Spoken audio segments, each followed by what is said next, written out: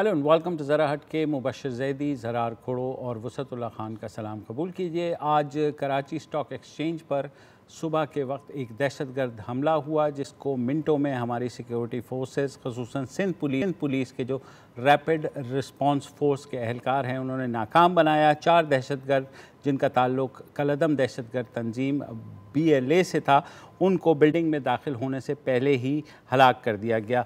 इस हमले को रोकने की कोशिश में कराची के मीठादर थाने के पुलिस के सब इंस्पेक्टर शाहिद मोहम्मद आरिफ और 2 सिक्योरिटी गार्ड्स इफ्तिखार और मोहम्मद हसन शहीद हुए, जबकि एक पुलिस वाला, एक पुलिस एहलकार, 2 रैपिड रिस्पांस फोर्स के जवान, 2 सिक्योरिटी गार्ड्स और 2 शहरी भी ज़ख्मी हुए।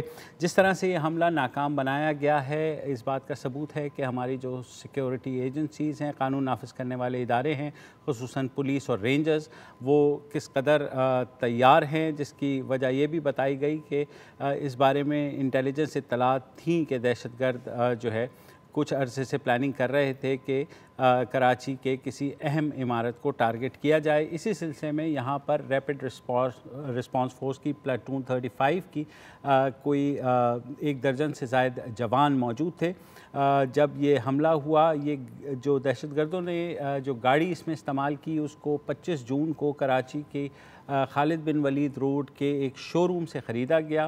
उसके बाद दहशतगर्दों ने पुलिस के मुताबिक 2 रोज़ तक इस मकाम की रैकी भी की और आज सुबह जब 10:02 पर वो गाड़ी मरकज़ी दरवाज़े पर लाए आई चुंदरीगढ़, जिसे पाकिस्तान की वॉल स्ट्रीट भी कहा जाता है, वहाँ स्टॉक एक्सचेंज के मरकज़ी दरवाज़े से उन्होंने अंदर दाखिल होने के लिए दस्ती बम फेंके और उनमें से 2 को मेन गेट पर हलाक किया गया और 2 अंदर जब वो घुसे हैं बिल्डिंग में दाखिल होने से पहले ही उनको हलाक कर दिया गया। कैसे ये सारा वाक़या हुआ, रैपिड रिस्पांस फोर्स जो सिंध विंग है उनके अहलकारों ने बाद में मीडिया को बताया कि उन्होंने किस तरह से दहशतगर्दों को हलाक किया। सुनिए।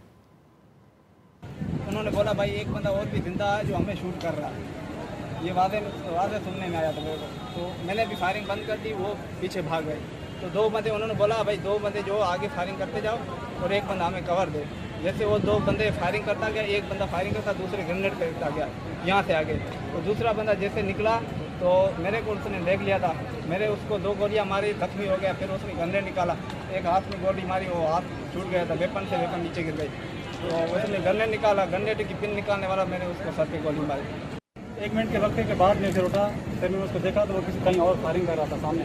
तो फिर मैंने पक्का निशाना उसके सर का लिया, फिर उसके मैंने सर को गोली मारी जो उसके सर में लगी, उसके बाद में गिर गया। फायरिंग हुई तो मैंने उनको अंदर की साइड किया, तो जैसे ही मैं अंदर की साइड आया तो वो एक जवान अंदर से इस पॉइंट से मेरे पे फायरिंग करने लगे। मेरे पे आगे फायरिंग लगी, मेरे गेट पे लगी तो मैं नीचे बैठा।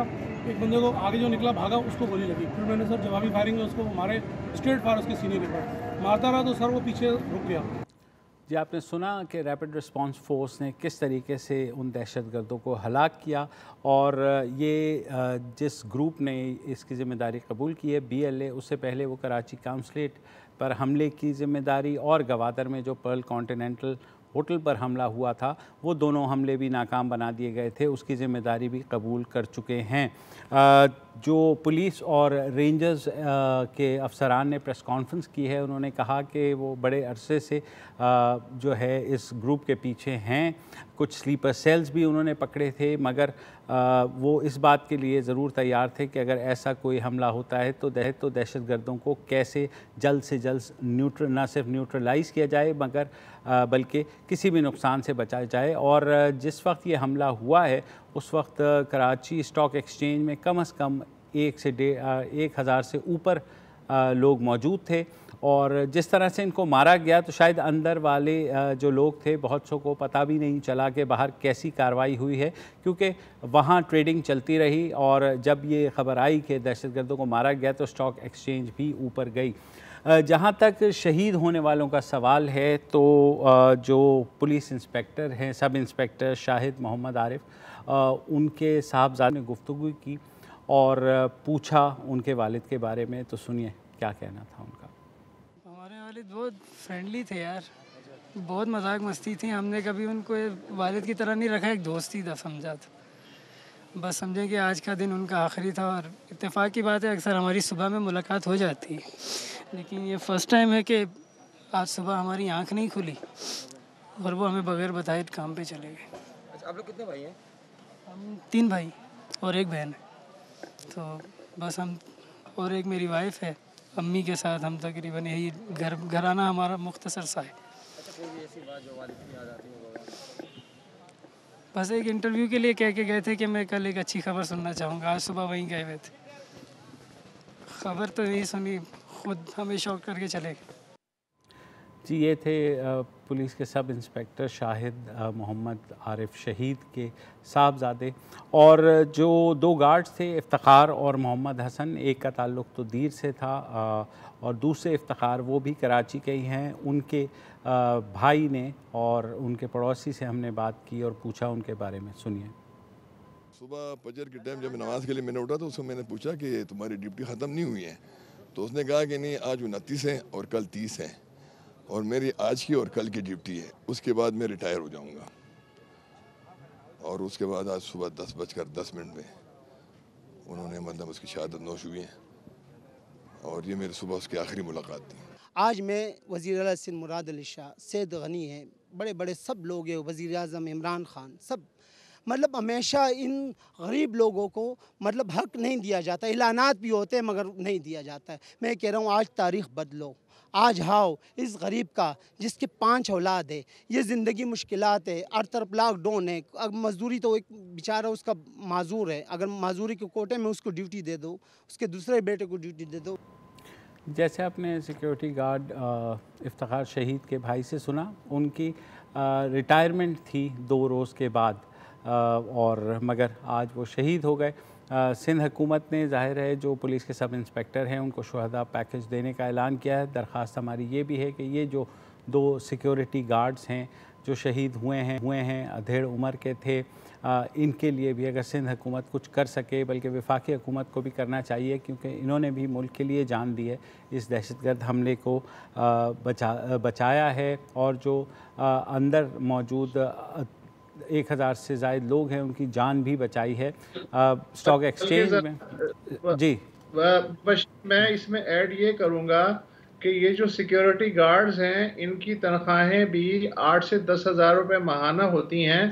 तो चूँकि ये भी पाकिस्तानी हैं और इन्होंने ज़ाहिर है कि आज अपनी ज़ात के लिए तो शहादत नहीं दी, एक बड़े मकसद के लिए, लोगों को बचाने के लिए जो है अपनी जान, बावजूद इसके कि खुद कसमपुरसी की हालत में रहते हैं, लेकिन उन्होंने अपनी जानों पे ये खेल गए। तो अब आ जाती है रियासत, स्टॉक एक्सचेंज के अरबपति सेठ और ख़ुद इनकी कंपनियां कि वो इनको मिला के कौन सा पैकेज, शोहदा पैकेज नाम दे लें, कोई भी नाम दे लें, क्या ऑफ़र करते हैं अलग अलग या कंबाइंड, ताकि आइंदा जब कोई ऐसी वारदात हो तो इस तरह के जो गार्ड्स हैं उन्हें पता हो कि अगर हम चले भी गए तो हमारे पीछे हमारे ख़ानदान के साथ मुल्क खड़ा हुआ है। बिल्कुल सही बात है। इसमें मैं एक और चीज़ ऐड करना चाहूँगा कि बिल्कुल जैसे अभी और बहुत मुझे खुशी हुई मुबश्शिर के आपने सिक्योरिटी गार्ड्स का बिलखसूस मेंशन किया, क्योंकि याद रहे कि ये फ्रंट लाइन ऑफ डिफेंस ये थे। अगर इन्होंने वहां पर जितनी देर के लिए भी उनको ना रोक सकते तो शायद फिर रैपिड रिस्पांस फोर्स भी इतनी आसानी से चीज़ों को ना कंट्रोल करता है। आसानी का लफ्ज़ मैं इस्तेमाल कर रहा हूँ, हालांकि यहाँ पर हमारे लोग शहीद हुए हैं। अच्छा, बिल्कुल जो स्टॉक एक्सचेंज के सेठ हैं उनकी तो एक मतलब दिन की एक ट्रेड में शायद 10 गुना उतना कमा लेते हैं जितना ये सिक्योरिटी गार्ड्स एक साल में कमाते होंगे। तो बिल्कुल अब तक उनसे भी अगर कोई ऐसा बयान आया है वो मैंने मिस किया है तो मैं माजरत, लेकिन अभी तक ऐसी कोई अनाउंसमेंट आ जानी चाहिए थी, I think from the stock exchange also. और अगर ऐसा ना भी हो तो पाकिस्तानी अवाम के दिल बहुत बड़े हैं, हम भी हैं, तो मैं चाहूँगा कि, और ये मैं यहाँ पर पुलिस की शुहदा की बात भी और बिलखसूस जो सिक्योरिटी गार्ड शहीद हुए हैं उनके लिए, कि एक पब्लिक फंड भी शायद एक काम कायम करना चाहिए, ताकि जब इस तरह के हादसे होते हैं, इस तरह की वारदातें होती हैं, तो अगर public members of the public भी किसी भी तस्दीक शुदा मेथड को इस्तेमाल करते हुए अगर वो खुद भी कंट्रीब्यूट करना चाहिए तो हमारे लिए भी ये एक ऑप्शन होना चाहिए। मुझे पता है कि बहुत लोग करना चाहेंगे, लेकिन शायद उनको ये नहीं पता होगा कि कैसे या किसको। तो अगर इसको भी थोड़ा सा किसी तरह कोई फॉर्मलाइज कर सके तो ये बहुत बड़ी बात होगी। अच्छा, जहां तक हमले की बात है, ठीक है, अब हम बिल्कुल अल्हम्दुलिल्लाह, अल्लाह का लाख शुक्र है कि ये कामयाब नहीं हुआ, लेकिन तैयारी पूरी थी। आप अगर उनकी किट को देखें, ग्रेनेड लॉन्चर, ग्रेनेड्स, इक्विपमेंट, ये तो बकायदा एक सीज सिचुएशन क्रिएट करना चाह रहे थे। बिल्कुल जैसे चाइनीज कॉन्सुलेट पर हमला किया हुआ था और बिल्कुल जैसे पीसी ग्वादर पर हमला हुआ था, और इन तीनों में कामयाबी से इनको कंट्रोल किया गया, लेकिन इनकी प्लानिंग बहुत खतरनाक थी। This is something to watch out for. अच्छा, अब मैं बिलखसूस मैं जिक्र करना चाह रहा हूँ मोईद यूसुफ साहब का, जिन्होंने बहुत खुल के बात की है। उन्होंने कहा है कि मैंने अक़वामी बिरादरी को must publicly call out and condemn countries that perpetuate terrorism in Pakistan against Pakistan। अच्छा, ये बात तो सबने की है, लेकिन उससे आगे जाते हुए मोईद यूसुफ साहब ये भी कहते हैं there is an established link BLA, जो एक बैनुल अक़वामी दहशतगर्द तंजीम का स्टेटस है, स्टेट डिपार्टमेंट का आपको पता है कि स्टेट डिपार्टमेंट ने भी इसको टेररिस्ट ऑर्गेनाइजेशन करार दिया है, and India a state led by a fascist government that has again perpetrated terrorism in Pakistan through it's proxies. आपको याद होगा कि गलवान इंसिडेंट के बाद इसी शो पर उस दिन मैं नहीं था मौजूद, लेकिन मुशर्रफ ज़ैदी को से भी आपने बात की थी, और उनके अपने आर्टिकल में ये लिखा हुआ था कि we must be ready for India's next attack. अब ज़रूरी नहीं है कि वो अटैक बालाकोट स्टाइल अटैक हो, कि जंगी तैयारे आए या कोई सर्जिकल स्ट्राइक हो या ऐसे कुछ हो। ये भी एक अटैक है, और ये सिर्फ पाकिस्तान पे भी अटैक नहीं है, एक तरह से चाइनीज इंटरेस्ट पर भी अटैक है, because as you are aware Shanghai boards की भी एक बहुत बड़ी बाय इन है पाकिस्तान स्टॉक एक्सचेंज में। बिल्कुल जैसे चाइनीज कॉन्सुलेट पर हमला सिर्फ पाकिस्तान पर हमला नहीं था, चीन पर भी हमला था। अच्छा, और ये कोई हैरानकुन बात नहीं है, क्योंकि अभी हम एक ब्रेक लेते हैं और ब्रेक के बाद दिखाते हैं कि ट्रेडिशनली इन हमलात पर भारत की क्या ऑफिशियल स्टेटमेंट्स नहीं है। After the break.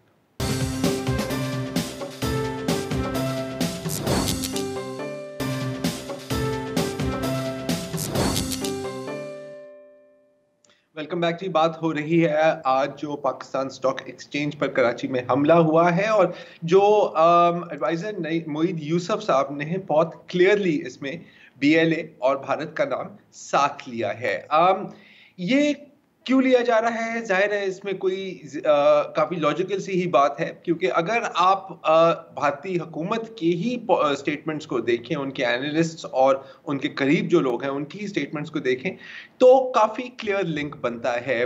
Narendra Modi ने जब लाल किले पर एक तकरीर दी थी तो उन्होंने ये भी कहा था कि जी मुझे मुबारकबाद मिल रही है, और ये इलेक्शन के बाद की है शायद, कि मुझे गिलगित बल्तिस्तान, मुझे बलोचिस्तान और मुझे आज़ाद जम्मू एंड कश्मीर, ज़ाहिर है जिसको वो पाकिस्तान ऑक्यूपाइड कश्मीर कहते हैं, वहाँ से भी मुझे मुबारकबाद के पैगाम आ रहे हैं, और मैं इन सबको बताना चाह रहा हूँ कि भारत आपकी मदद करेगा। इससे ज़्यादा क्लियर आप कह नहीं सकते, क्योंकि जाहिर है मोदी कोई वहाँ पर चेक तो नहीं आपको दिखाएगा कि जी ये मैंने BLA को दिया है, लेकिन फिर आप देख सकते हैं अजित डोवल की स्टेटमेंट जो कहते हैं कि हमें ऑफेंसिव डिफेंस लेना है पाकिस्तान के खिलाफ, और जितनी भी फॉल्ट लाइंस हैं पाकिस्तान में उन पर हमने हमले करने हैं, ताकि ये अपने अंदरूनी मसले मसाइल में ही फंसे रहें। अब आपको मैं सुनाता हूँ सुब्रमण्यन स्वामी की जो इस पे पॉलिसी है, और जो साबिक भारत के जो आर्मी चीफ हैं बिक्रम सिंह की। सुनिए जी। अच्छा, पर आप कहेंगे कि ये चलेंगे, this is business as usual, और ये तो फिर एक बयान है, इस तरह के हर बंदा बयान दे रहा होता है, हमारी साइड से भी आएंगे होंगे, उनकी साइड से भी आ रहे हैं, क्या बड़ी बात है इससे। लेकिन बात बहुत आगे बढ़ी हुई है, क्योंकि अभी जिक्र हो रहा था जो कराची में जो चाइनीज कॉन्सुलेट पर हमला हुआ था, उनके उस अटैक के जो मुबैना मास्टरमाइंड थे BLA कमांडर असलम अर्फ अच्छू, उनकी क्लियर तस्वीर हैं कि वो मुंबई के अस्पताल में ज़ेरे इलाज थे। उस वक्त थे या ये थोड़ी सी पुरानी तस्वीरें हैं, एग्जैक्टली मैं भी आपको कंफर्म करके नहीं बता सकता, थोड़ी देर में बता सकूंगा, लेकिन ये भी एक और इंडिकेटर होता है। फिर मैं आपकी तवज्जो दिलाऊंगा कि 2019 में, और ये कोई डॉन या किसी पाकिस्तानी अखबार में ये खबर नहीं छपी थी, ये खबर छपी थी दी हिंदू में, one of India's biggest and most respected newspapers, जिसमें कहा गया था कि एक मिलिटेंट कमांडर जो खुजदार सिटी के इंचार्ज थे, अगेन BLA, BLF, BRA के, वो 2017 में 6 माह के लिए दिल्ली की एक अस्पताल में ज़ेरे इलाज रहे हैं। तो जब इस तरह की चीजें आपके सामने हैं तो फिर इसमें कोई ज्यादा शक की गुंजाइश बचती नहीं है। अच्छा, फिर हम आ जाते हैं और थोड़ी सी स्पेकुलेशन अगर मैं करने की मुझे इजाजत हो। BLA के जो मेन बेसिस हैं वो कहाँ हैं? वो हैं अफगानिस्तान में। इनफैक्ट चाइनीज कॉन्सुलेट के हमले के शायद 1 या 2 दिन बाद वहां पर भी एक अटैक हुआ था। I think it was a suicide bombing, मुझे एग्जैक्टली याद नहीं है, शायद वो रिटेलिएशन थी। और जाहिर है कि अमेरिकन फौज भी अफगानिस्तान में ही है and is quite powerful in Afghanistan. अच्छा, हालांकि BLA US स्टेट डिपार्टमेंट की इंटरनेशनल टेररिस्ट ऑर्गेनाइजेशंस की लिस्ट पर है। मैंने तो कभी ना देखा है ना सुना है कि अमेरिका ने कोई भी कार्रवाई की हो अगेंस्ट द BLA। अब जाहिर है आप ये भी कह सकते हैं कि जी अमेरिका वैसे भी अफगानिस्तान में कौन सी कामयाबी उन्होंने हासिल की है, और मच ऑफ अफगानिस्तान वैसे भी अनगवर्नड है, मुख्तलिफ मिलिटेंट ऑर्गेनाइजेशंस या मुख्तलिफ वॉरलॉर्ड्स के अंदर है।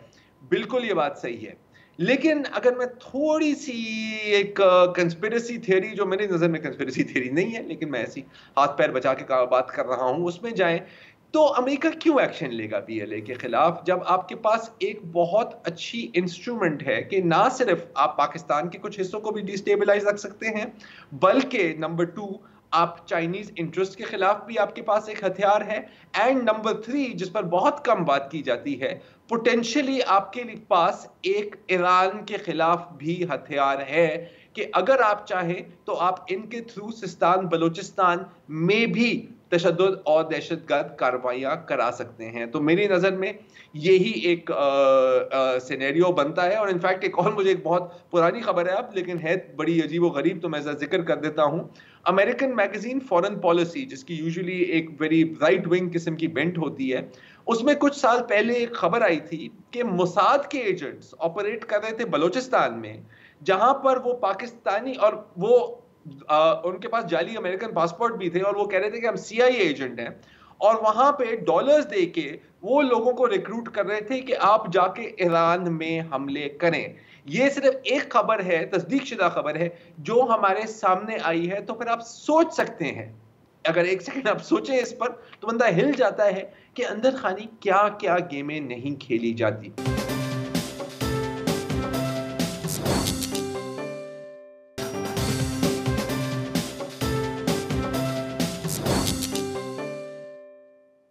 वेलकम बैक जी। और अब हम बात करेंगे PIA सिविल एविएशन और पायलट्स के लाइसेंसेस का जो मसला खड़ा हुआ है, लेकिन उससे पहले एक हल्का फुल्का फैक्ट चेक आपके सामने पेश कर देता हूं। हाल में ही आज की बात है इनफैक्ट कि पेमरा ने नोटिस भेजे हैं कुछ 4 निजी चैनल्स को कि आपने इस इशू के ऊपर गलत रिपोर्टिंग की है। वो गलत रिपोर्टिंग क्या थी? आपको पता होगा कि पिछले 2-3 दिनों में व्हाट्सएप पर एक चीज आई थी कि जी कुवैत एयरवेज ने तमाम अपने पाकिस्तानी पायलट्स और स्टाफ को मुअत्तल कर दिया, सस्पेंड कर दिया, ग्राउंड कर दिया है। और इसकी वजह ये दी जा रही थी क्योंकि ये जो पाकिस्तान में अब जो एक कंट्रोवर्सी आई है आफ्टर द PK 8303 क्लैश, और जो एविएशन मिनिस्टर गुलाम सरवर ने ऐवान में बातें की थी, इसके साथ साथ वियतनाम का भी जिक्र किया गया है।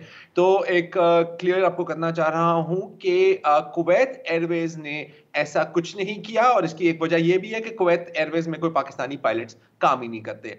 तो जिन्होंने ये खबर व्हाट्सएप से उठाकर कॉपी पेस्ट करके अपने बुलेटिन में डाल दी है, बेहतर होता कि अगर एक दफा फोन घुमा लेते कुवैत एयरवेज से तो आपको शर्मिंदगी और जुर्माने का सामना ना करना पड़ता। जहां तक वियतनाम की बात है, तो हाँ, वियतनाम की जो एविएशन अथॉरिटी है, उन्होंने और ये रॉयटर्स भी रिपोर्ट कर रहे हैं, वियतनामीज मीडिया भी रिपोर्ट कर रहे हैं, मैं नहीं कह रहा, उन्होंने तमाम पाकिस्तानी पायलट्स जो उनकी लोकल निजी एयरलाइंस, बजट एयरलाइंस जो उनकी होती हैं, वहां पर जो काम कर रहे हैं, उनको ग्राउंड कर दिया है। वियतनाम एयरवेज ने ग्राउंड नहीं किया क्योंकि जैसे कुवैत एयरवेज में भी कोई पाकिस्तानी पायलट्स काम नहीं करते, वियतनाम एयरवेज में भी पाकिस्तानी पायलट्स काम नहीं करते।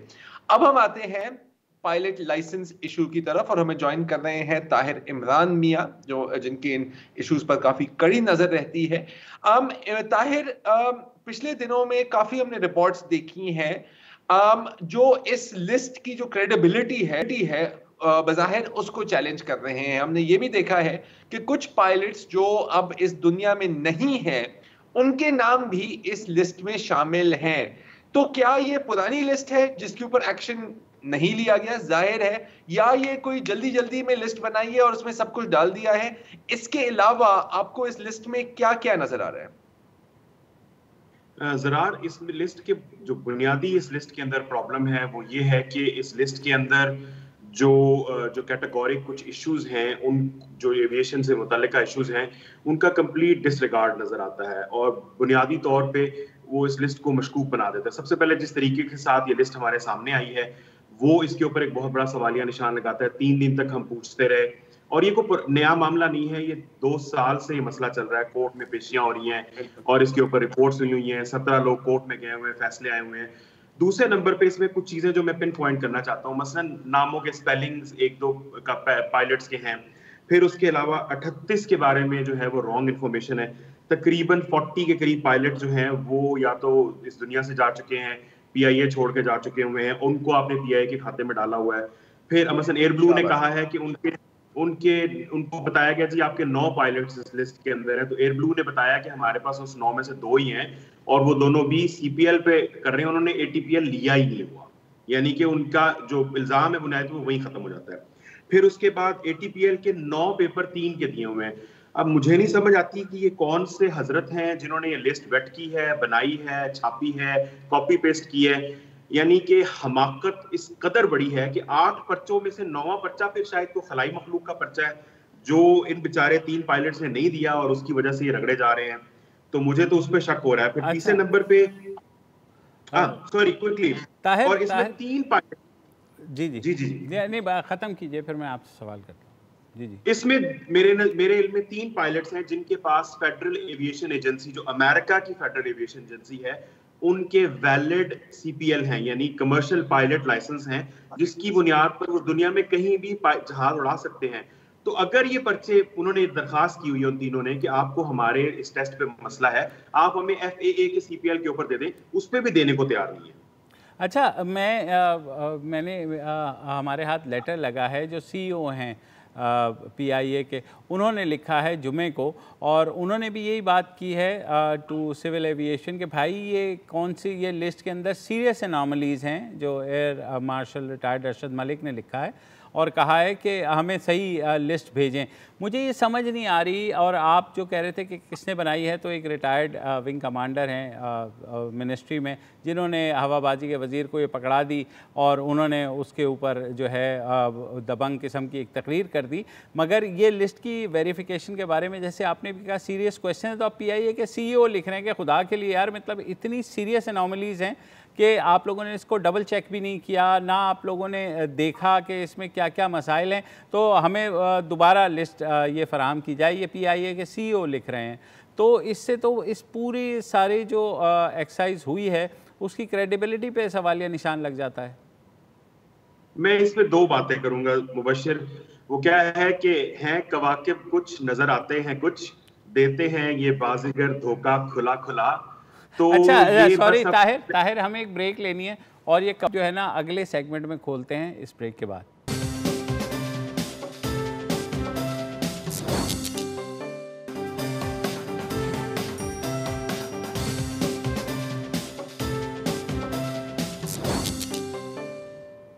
Welcome back. हम बात कर रहे हैं PIA के पायलट्स के मुबैना जाली लाइसेंसों की जो ख़बर है उसमें जो कन्फ्यूजन फैली हुई है सहाफ़ी ताहिर इमरान मियां से। जी ताहिर, आप बता रहे थे कि कवाकिब हैं कुछ नज़र आते हैं कुछ, तो वो क्या है?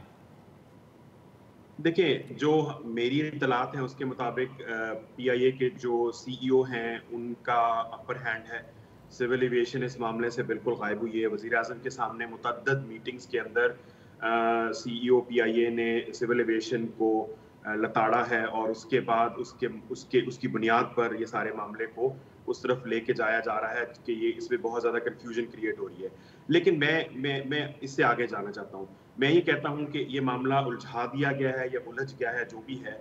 अब इस सिविल एविएशन की किसी भी इंक्वायरी को मामला सुप्रीम कोर्ट के अंदर भी क्या हुआ है, उससे दुनिया को एतमाद हासिल नहीं होगा।